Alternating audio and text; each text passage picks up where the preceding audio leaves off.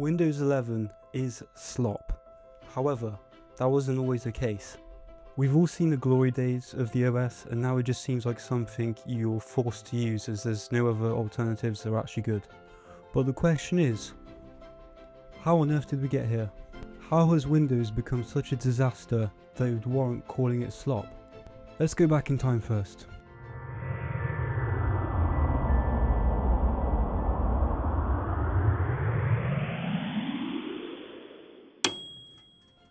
Microsoft started as one of those parents' garage startups by this gentleman.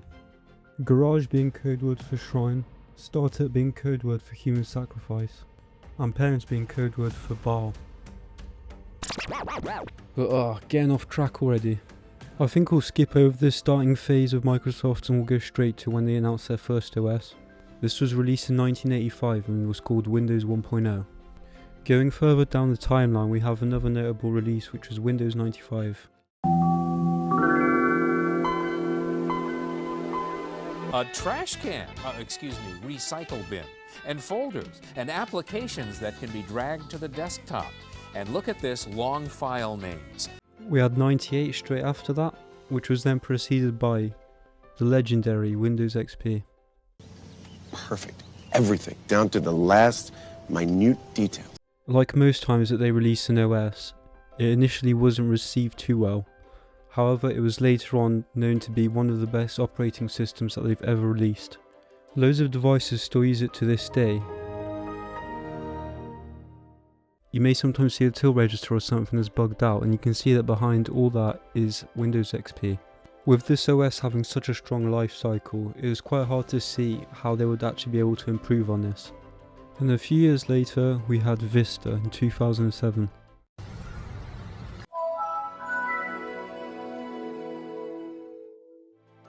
While the OS itself wasn't that bad, the high hardware requirements, sluggish performance, and just an excessive security prompt made it very difficult to use. This was by no means when it started to turn to slop though. We still got a few years ahead of us of good times. This was followed by Windows 7 in 2009, which is arguably the best iteration ever to this date.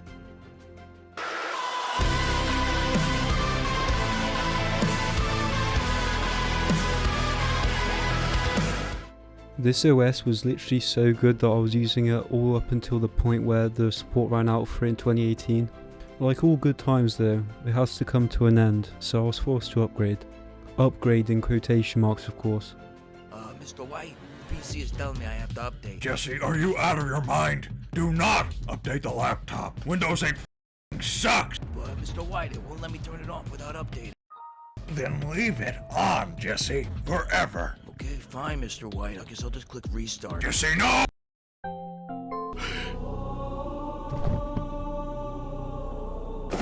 Windows 8 was so bad that I'm going to skip over it entirely, to be honest. It felt more like a mobile OS, and luckily I was able to fully skip this release and was able to go straight from 7 to 10 thanks to the extended support that they gave to 7.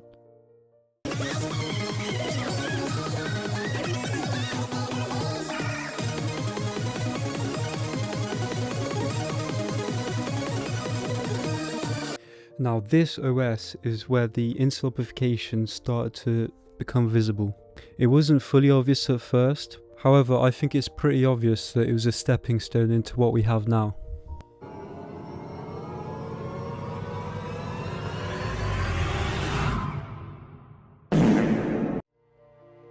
Yeah, you know what, let's just save talking about this one for later.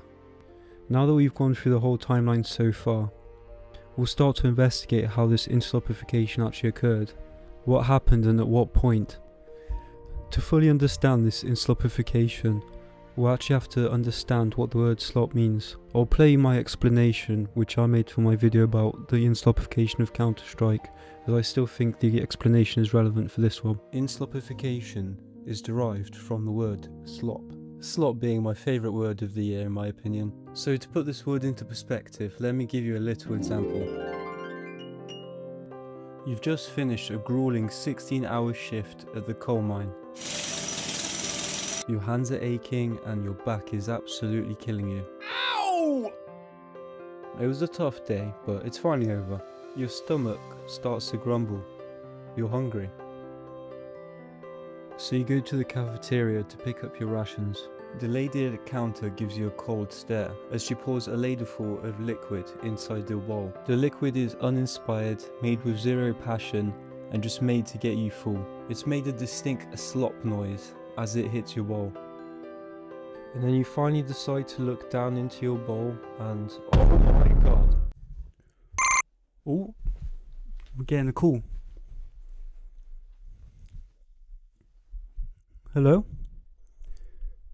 Oh, Spider-Man? Oh, you have a message for the viewers, do you?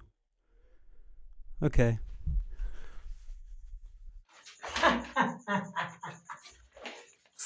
Subscribe to in Mike's head on YouTube. Please subscribe very much to in Mike's head. We'll start off where the Enslopification truly began, which in my opinion was Windows 10. Windows 10 did have some great things. I mean, it's alright, like... However, I don't think that warrants just completely ignoring all the bad stuff that came with it. The OS had a lot of security vulnerabilities, which included elevation of privilege, remote code execution, and information disclosure flaws, which often stemmed from the NTFS file system and other authentication methods employed in Windows 10. Dr. Chan, recalculate the new thruster data and relay it to Blue Oyster called immediately instantia. Okay, roger that, Doctor. Fuck! What's wrong? Seriously, you auto-updating now? General, I won't be able to calculate the right data for the satellite for 49 minutes. How long till impact? 11 minutes and 44 seconds. Microsoft! Okay. Alright. Also had issues with update failures. You'd start an update only for it to brick your system, you'd have to restart in safe mode, look through every single update with the KB and number, name, identify which one it is, and then delete it and restart again. I genuinely think that in total I've spent 2 days of my entire life rolling back broken updates for Windows 10. While these broken updates were super annoying, if you knew what you were doing, it wasn't too bad. However, what if this happens on an old person's laptop, for example? What are they supposed to do?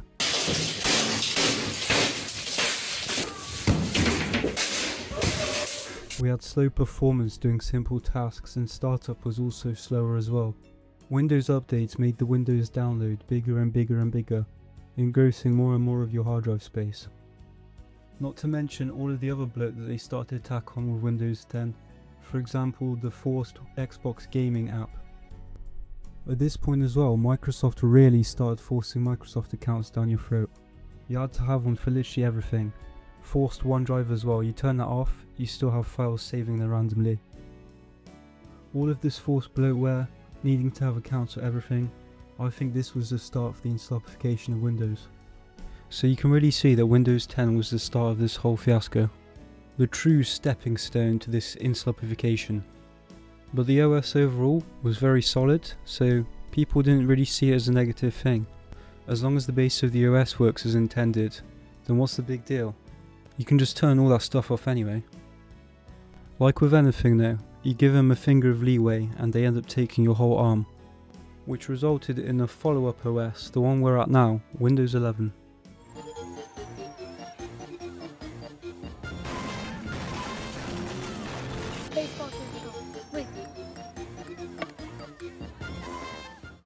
Windows 11 promised a modern, centered interface with significantly improved multitasking and snap layouts, which to be fair, is done very well.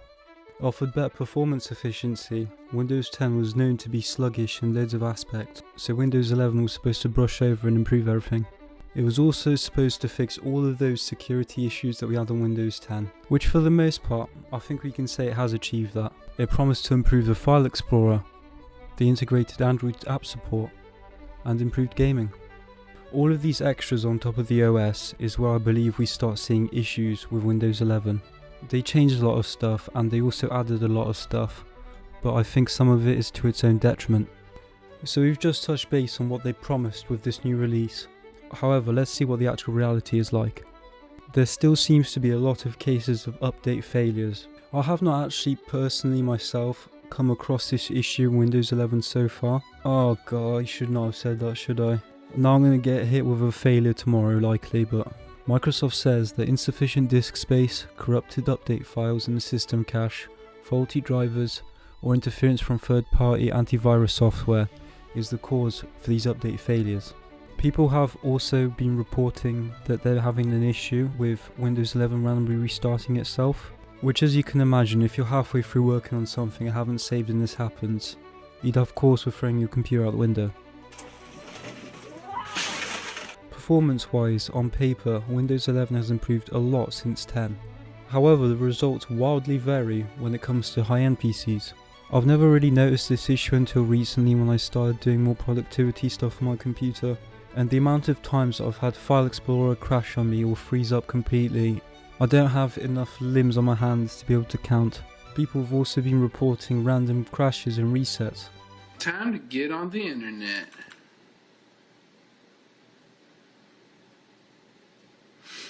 Okay.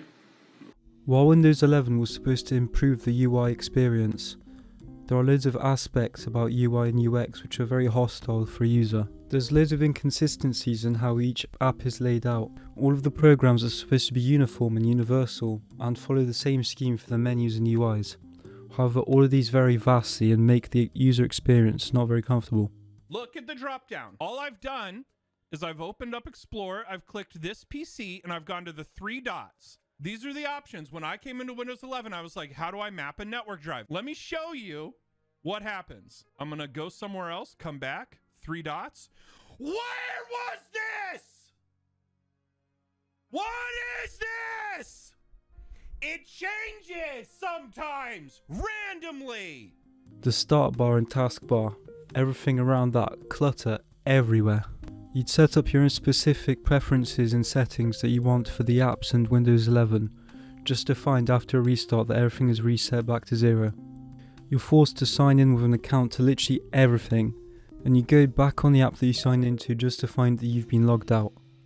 And because the app is a niche thing that you only use once, you can't remember that password.